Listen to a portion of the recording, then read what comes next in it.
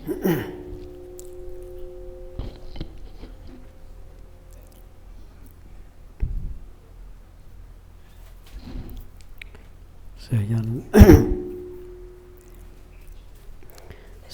स्वामी महाराज की जय।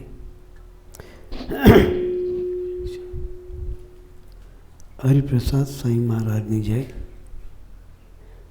आत्मीय समाज की जय जय जय।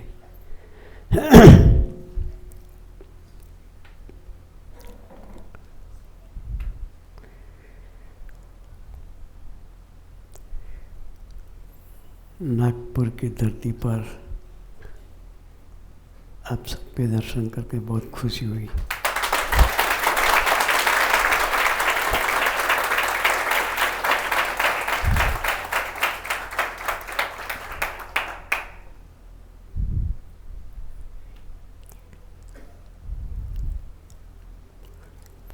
भजन सुन रहे थे हम लोग।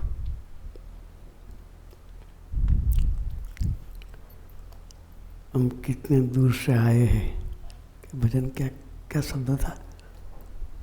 हम दर्शन पाने को कितने दूर से आए हैं। हम कितने दूर से आते हैं उसका सोच करते हैं। भगवान धरती पर आते हैं, वो कितने दूर से आते हैं कभी नहीं सोचते।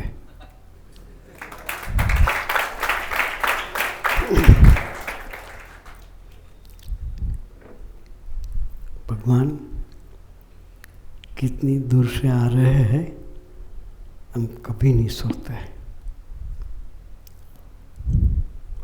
हमें तो सुखी होना है ना,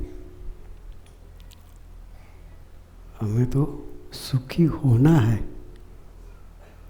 इसलिए ऐसी सभा में जाने का होता है। भगवान तो स्वयं सुखी है, वो तो स्वयं सुखी है ना।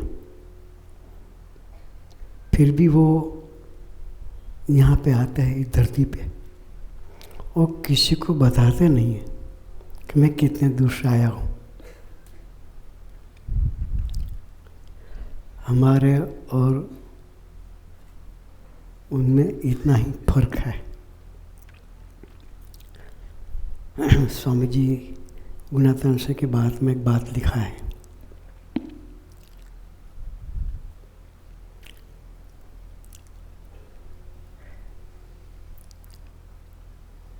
આ જીવ સાધન તે શું કરશે? ગુજરાતીમાં લખ્યું છે કે એ જીવ कौन सा साधन करेगा जिस साधन से भगवान की प्राप्ति हो सके।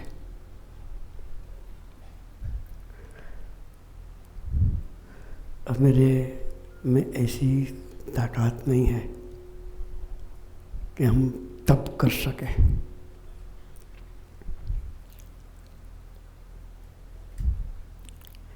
व्रत कर सके। तो त्याग, व्रत, दान वो सभी भगवान को प्राप्त करने का साधन है।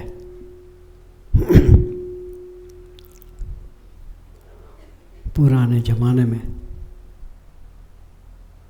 ऐसी तपस्या करने वाले थे। सालों तक वो ध्यान में बैठे रहते थे, कुछ खाए पिए बिना।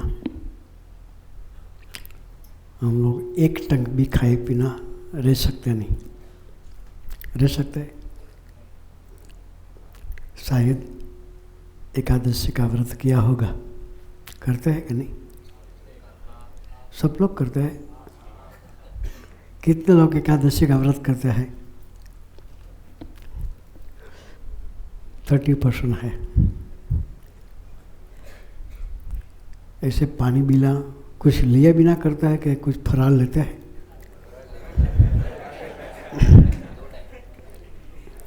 खाए बिना तो कोई नहीं कर सकता ना। फरार भी खाना तो है ना। एकादशी का व्रत भी ऐसे नहीं कर सकते हैं तो दूसरा कौन सा व्रत करेंगे? दिन में 3 बार फराल लेते हैं ना, सुबह में चाय लेते हैं, दोपहर को फराल लेते हैं, रात को फल लेते हैं, शायद केला और संतरा वगैरह कुछ न कुछ। तो हम इतना व्रत भी नहीं कर सकते हैं। तो ध्यान करेंगे तो क्या दिखाएगा? आँख बंद कर दे तो क्या दिखाएगा?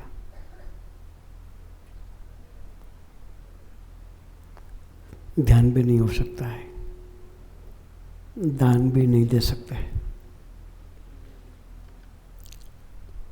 ज्ञान तो है ही नहीं।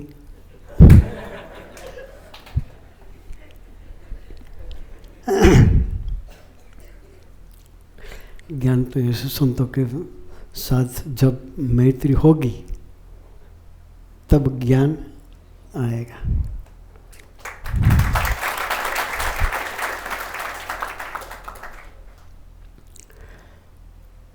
इसलिए बात में बताया कि ये जीव साधन कर सकता नहीं है। जैसे खेत में, अब तो खेत वाला कोई है ही नहीं, है यहाँ पे 2-3 गिन सके इतने आदमी है।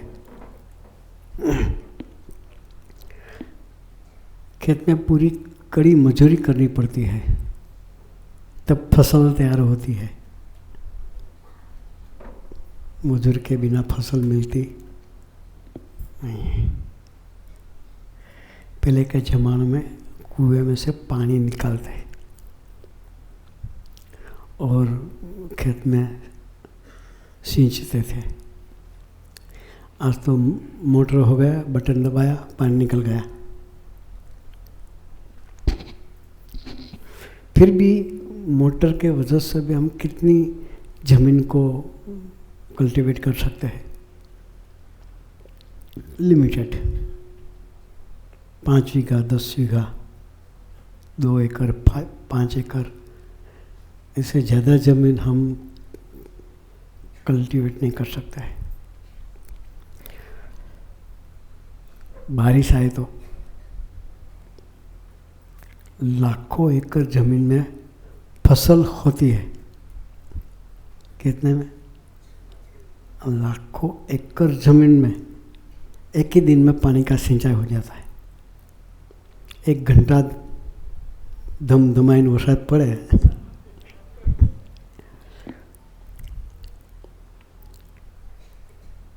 जैसे बारिश गिरता है और भगवान की कृपा है। हम बारिश नहीं गिरा सकते, हम बारिश गिरा सकते नहीं, भगवान की कृपा चाहिए। जब भगवान की कृपा होती है तो कोई साधन की ज़रूरत नहीं है। शायद नदी सूख जाएगी,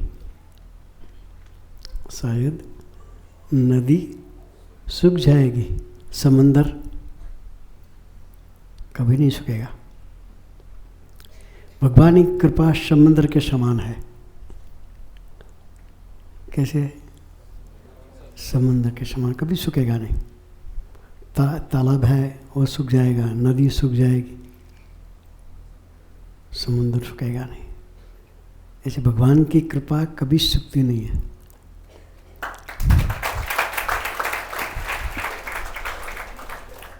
एक कृपा साध्य है।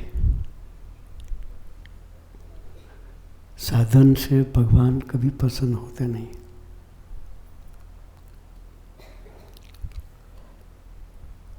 हमें कोई साधन के वजह से स्वामी जी महाराज की प्राप्ति नहीं हुई है।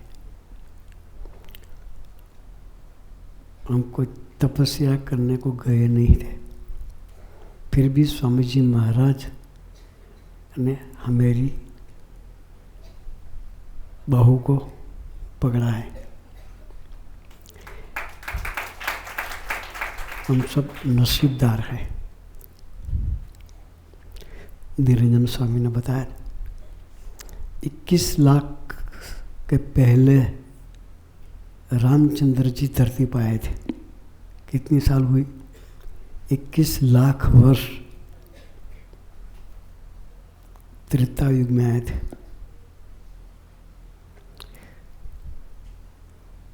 कृष्ण परमात्मा आए 5000 साल हुई।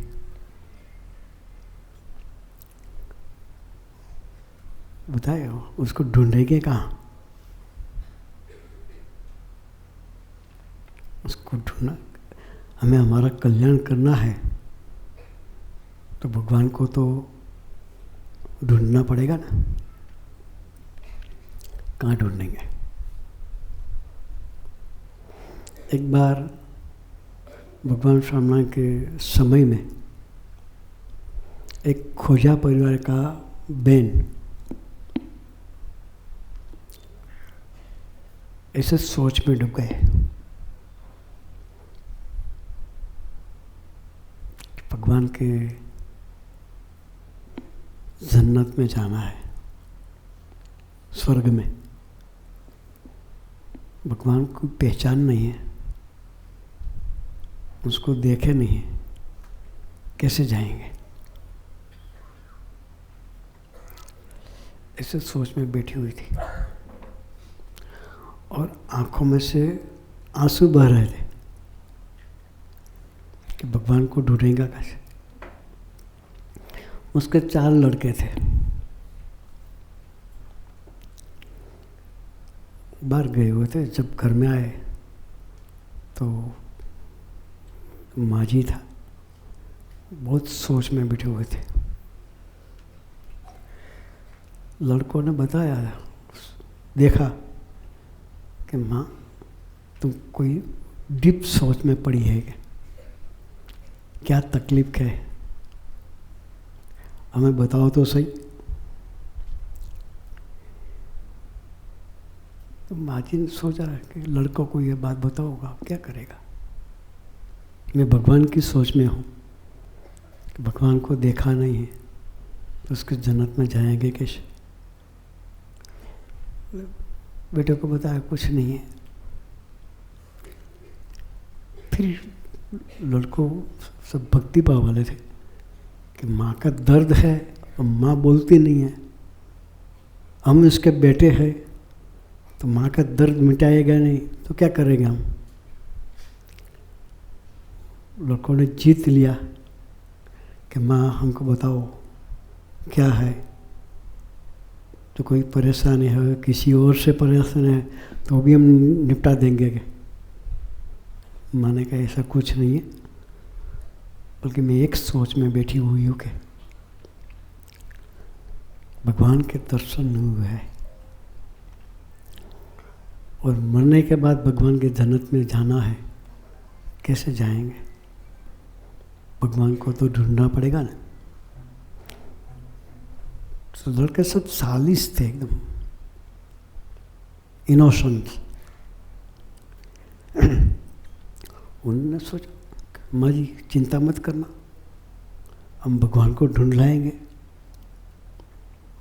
भगवान को ढूंढ लाएंगे।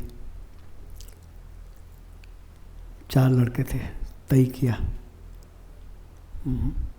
माँ का दर्द है, मिटाना है। 4 लड़कों घर से निकल गए। गांव की भागोड़ क्या बोलते हैं, गांव की सरहद पे पहुँचे। कहीं और जाना, पूर्व में जाए, पश्चिम में जाए, उत्तर में जाए, दक्षिण में जाए, कोई एड्रेस नहीं है, कहाँ पे जाएगा। भगवान कौन साइड में है, उत्तर में है, दक्षिण में है, पूर्व में है, पश्चिम में है, मालूम नहीं है। थोड़ा टेंशन में आ गए। પછી चारों ने तय किया हम तो असवार लेके आए हैं, उस असवार को छुटा कर दो, वो जाए उसके पीछे हम चलो, जहाँ ले जाए वहाँ जाना है। एक भरोसा। चारों ने असर छोड़ दिया। उसके पीछे पीछे वो लोग चलते चले। शाम हो गई।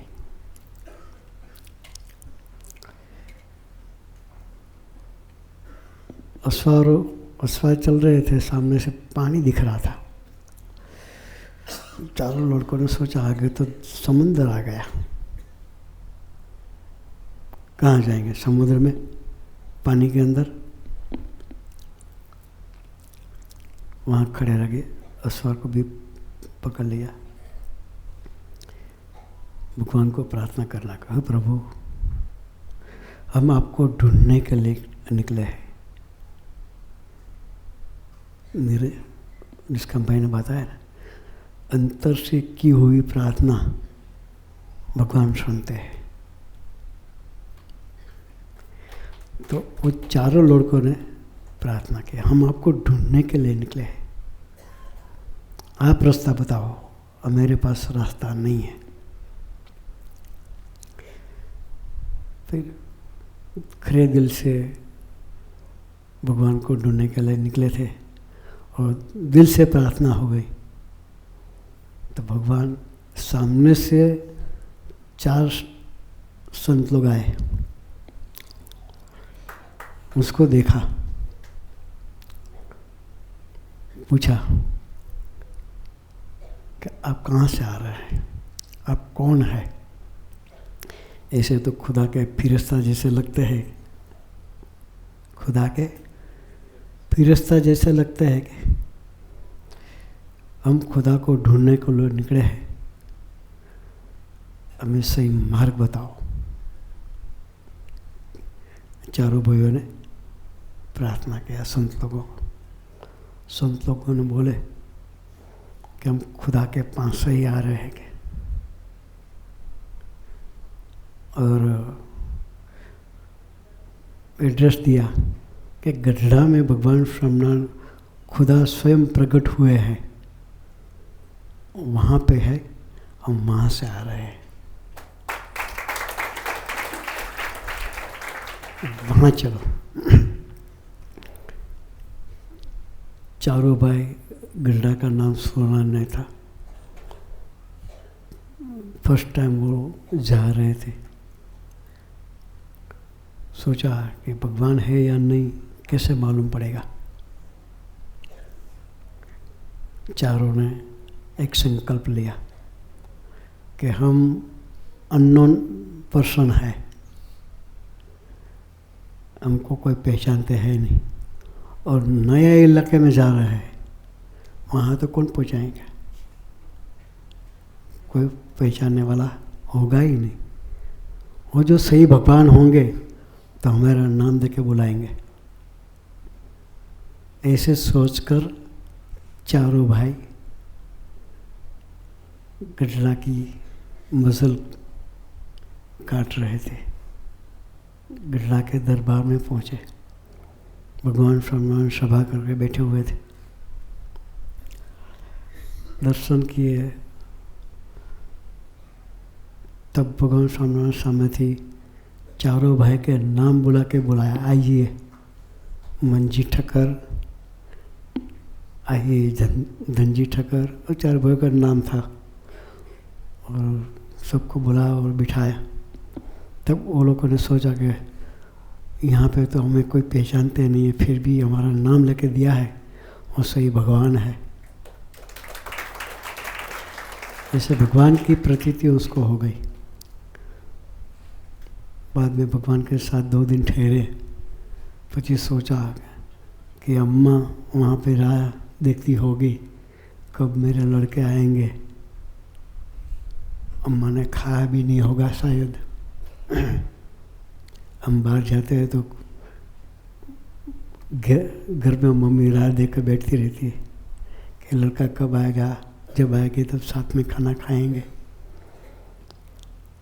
ऐसे लड़कों ने सोचा कि अम्मा ने कुछ खाया नहीं होगा, हम वापस घर चले, भगवान की आज्ञा लेके घर चलते हैं। घर के नज़दीक जा रहे थे तो सामने से उसकी बुज़ुर्ग मदर सामने से आ रही थी। ऐसे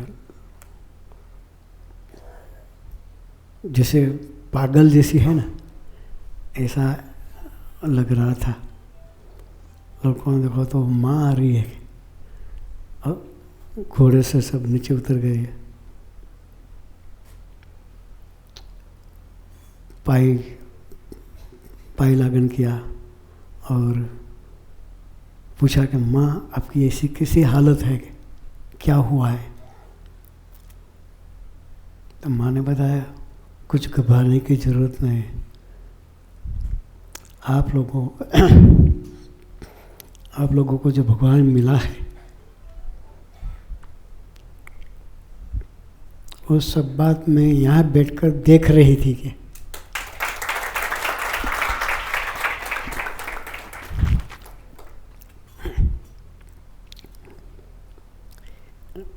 उसको प्रतीति हुई कि माँ को भी भगवान ने यहाँ बैठकर दर्शन दे दिए।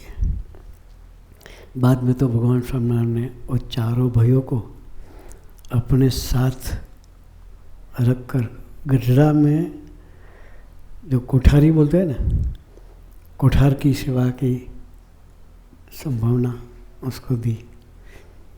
हमने ऐसी कोई साधना नहीं की है, भगवान को प्राप्त करने के लिए निकलना ही पड़ा है।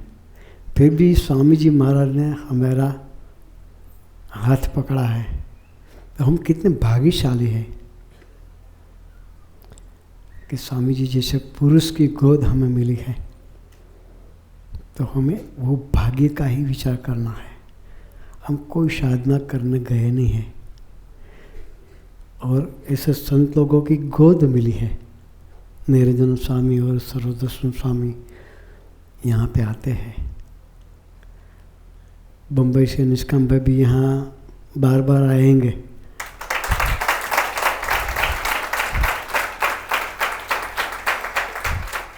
उसको बोल दिया है कि आपको टाइम मिले साल में 3-4 बार यहाँ सबको गोष्ठी करने के लिए, स्वामी जी की बात शेयर करने के लिए आते रहना। तो ऐसे भगवदीय संत भक्तों के साथ हमें दोस्ती बढ़ानी है, हमारे जीवन के साथी है। कौन है? संत लोग जीवन के साथी है। तो ऐसे साथी के साथ रहकर हमें भगवान के साथ बाप बेटे का नाता बनाना है। तो आज के दिन में इतनी ही प्रार्थना है कि संतों के साथ ऐसा खुला संबंध करके स्वामी जी महाराज के साथ बाप बेटे का नाता बढ़ाकर हमारी यात्रा भगवान तरफ चलाते रहे। वही प्रार्थना सच्चिदानंद स्वामी महाराज की जय।